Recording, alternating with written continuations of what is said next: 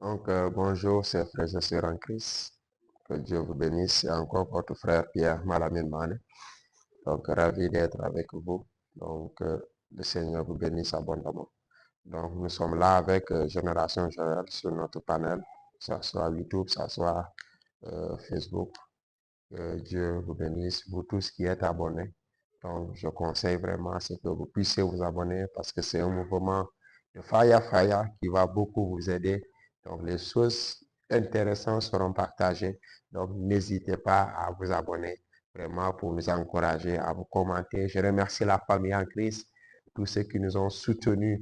Par vos encouragements, carrément, nous sommes très touchés par ça. Vraiment, merci pour vos encouragements, ça soit en ligne, ça soit en présentiel. De loin comme de près, que le Seigneur vraiment vous bénisse et bénisse l'œuvre de vos mains.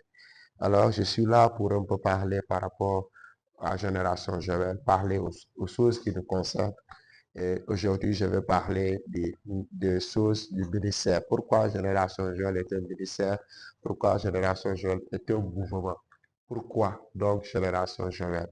Alors, vous allez voir qu'on vous a dit que Génération Joël, c'est un ministère de parole, de prière et d'adoration, n'est-ce pas? MPPA. Donc, aujourd'hui, je vais parler du ministère. Pourquoi Génération Joël est un ministère? Pourquoi Génération Joël est un mouvement?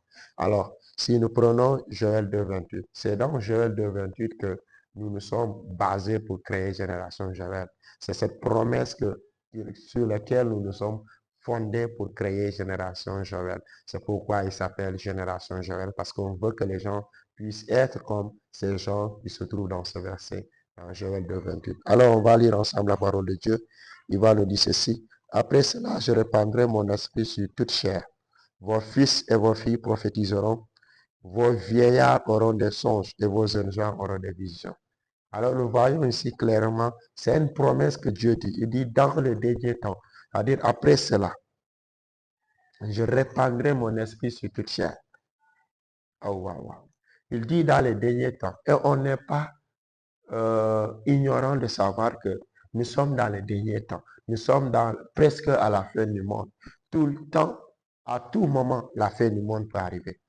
N'est-ce pas? Le chaos peut arriver. Et Dieu va venir dans ces derniers temps. Je veux juste te dire que nous sommes déjà à ces derniers temps. Et Dieu dit à ces derniers temps, il va répandre son esprit. Son esprit va se répandre sur qui? Il dit sur vos fils et vos filles prophétiseront. Vos fils et vos filles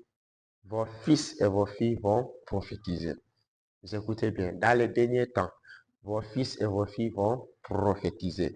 Il dit, vos vieillards auront des songes et vos jeunes gens auront des visions. On va voir ici. Il y aura trois types de personnes, mais ces trois types de personnes, moi je vais le dire deux types de personnes. Il a d'abord dit vos fils et vos filles. Après, il a dit vos vieillards et après, il va dire vos jeunes gens. Alors, on va voir ici, il y a vieillards qu'on va enlever en catégorie, une classe de personnes. Et deuxième type de personnes, ce sont les jeunes. Les jeunes sont cités deux fois. Il dit vos fils et vos filles. Et encore, il va dire vont prophétiser. Et il va terminer en dire vos jeunes gens, à la dernière partie, vont avoir des visions. Et nous sommes à ces derniers temps. Alors pourquoi nous, on n'arrive pas à faire cela? Pourquoi nous, nos fils, nous qui sommes des fils et des filles, nous n'arrivons pas à prophétiser? Pourquoi nous qui sommes des jeunes gens, nous n'arrivons pas à avoir des visions? Alors je ne dis pas que nous ne devons pas avoir des songes. Non, il faut tout simplement donner un exemple. Mais le Seigneur a insisté à deux reprises sur nous qui sommes des jeunes. Bien-aimés, la Bible va dire que Dieu ne fait rien sans pour autant avertir ses prophètes, ses serviteurs, les prophètes. J'aimerais juste te dire, tu es capable d'être un prophète dans ta vie. Tu es capable d'écouter Dieu. Tu es capable d'entendre Dieu te parler. Tu es capable d'écouter la voix de Dieu. Tu es capable d'entendre Dieu te parler. C'est possible. C'est pas diable. Parce que Dieu même a dit cela. Et c'est pourquoi j'aimerais t'encourager à être le propre prophète de ta vie. De ne pas être quelqu'un qui va aller courir derrière le prophète, mais sois le propre prophète de ta vie. Un prophète, c'est pourquoi? C'est pour confirmer la parole que la parole de Dieu. Il vient juste pour confirmer ou bien te donner une orientation dans ta vie. Mais Dieu, tu dois travailler cela toi-même pour que toi aussi, tu puisses développer ces capacités. Et j'aimerais t'encourager à chercher ce niveau-là où tu seras le propre prophète de ta vie, où tu seras capable d'entendre Dieu te parler, où tu seras capable de communiquer avec Dieu, d'avoir des visions, d'avoir des songes, de ressentir sa présence. J'aimerais juste te dire, si tu savais à quel point cela était merveilleux d'être un porte-parole. Parce qu'un prophète, c'est être un porte-parole, c'est être un messager de Dieu. Tu vas être un récepteur. Et puis tu vas émettre cela. Tu vas être un récepteur et puis tu vas être l'émetteur de la parole. Tu reçois la parole et puis tu vas émettre cette parole. Tu vas partager ces paroles. Bien-aimé, sois le propre prophète de ta vie. Sois le propre prophète de ta vie. Le prophétique aujourd'hui a disparu dans nos églises. Ça a disparu dans nos vies. C'est pourquoi les sorciers peuvent danser sur nos têtes. C'est pourquoi nos églises ne vont jamais grandir. On va rester des mois et des mois sans entendre une seule parole de Dieu. Bien-aimé, moi je me dis, je refuse de me réveiller un matin. Du matin au soir, je n'ai aucun message de mon Dieu. Parce que Dieu n'est pas un père. Qui d'entre nous a un père? Du matin jusqu'au soir, ton père ne te dit aucune parole, même pas un bonjour. Dieu n'est pas comme nous. S'il dit, si vous savez donner de bonnes choses à vos fils, méchants que vous êtes, comment moi qui suis bon, moi qui suis Dieu, je ne sais pas donner de bonnes choses à mes enfants. Oui, Dieu sait donner de bonnes choses à ses enfants. C'est pourquoi je voudrais te dire, Dieu ne peut pas, du matin au soir, tu te réveilles, Dieu ne t'a rien dit. Ni par un songe, ni par une vision, ni par une parole, ni par sa propre parole, ni par un frère, ni par une sœur, ni même Dieu ne t'a même pas parlé à travers la nature. Bien-aimé, c'est que c'est un problème. C'est pourquoi aujourd'hui, nos vies n'avancent pas. C'est pourquoi aujourd'hui, il n'y a rien de change dans nos vies, parce que le prophétique n'existe plus dans nos vies. Le prophétique n'existe plus dans nos vies, bien-aimés. Bien-aimés, on va aller plus loin. Dans Acte 1, le verset 8, il dit, vous recevrez une puissance, le Saint-Esprit survenant sur vous, et vous serez mes témoins.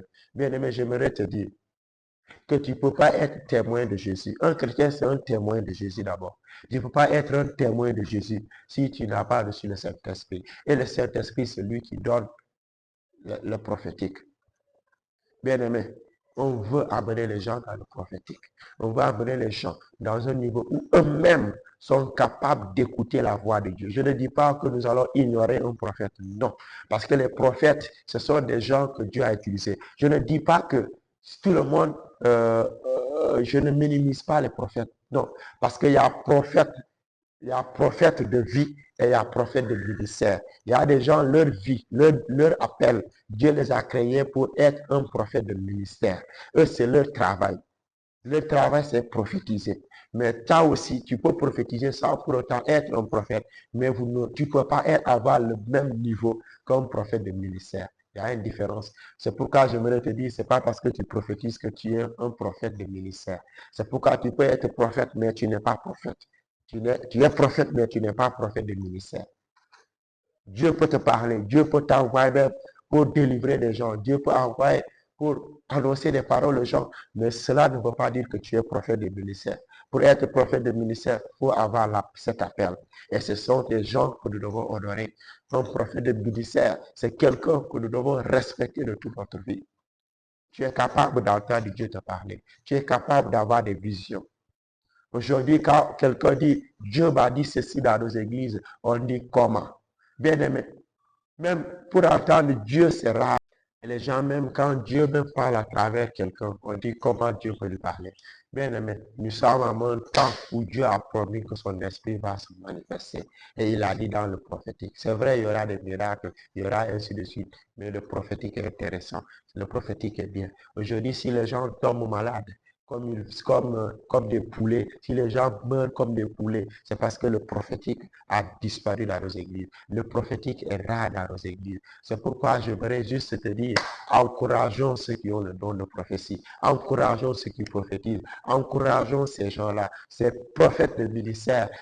prions que Dieu les encourage, que Dieu les soutienne, que Dieu les aide afin de continuer cela, parce que nous avons besoin du prophétique. Sans le prophétique, nous ne sommes rien. Sans le prophétique, nous avons perdu une promesse. Et cette promesse, Génération Joël est là pour faire en sorte que cette promesse se réalise au milieu de nos vies. Parce que nous voulons que les jeunes reviennent vers le prophétique. Nous voulons que les jeunes reviennent vers ça. Bien aimé. Les gens disent que les sources de prophètes, c'est passé. On n'est plus à cette époque. Mais Joël 2,28 nous dit que c'est faux, c'est des mensonges. C'est pas vrai. Parce que nous sommes à une époque où le prophétique doit se faire croire. Bien même, nous sommes capables, nous sommes fatigués de voir des gens mourir comme des poulets. C'est pourquoi, si tu veux intégrer Génération Joël, un numéro te sera donné après dans les commentaires ou bien un lien vous sera donné. Ou bien même un numéro vous sera partagé. Donc, je vais juste donner mon numéro. Donc, vous serez intégré en Génération Joël. Donc, ou bien, vous pouvez laisser un commentaire pour dire que je veux être intégré et nous allons donc vous intégrer, vous donner votre numéro en même temps et vous serez intégré, que ce soit sur Facebook, que ce soit sur YouTube. Donc, il y a un groupe WhatsApp qui est là pour ça. On va travailler, beaucoup plus travailler à ça.